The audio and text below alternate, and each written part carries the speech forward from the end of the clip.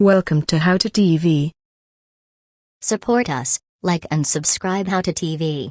Let's get started. Open Firefox browser.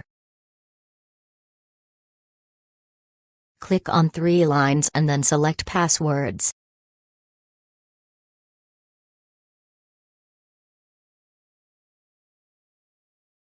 Click on Import from another browser. Select browser of your choice.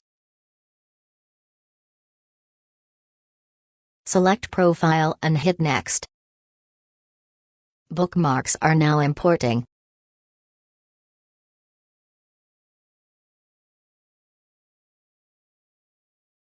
Our bookmarks are imported. Here is our imported passwords. Thanks for watching. Kindly subscribe.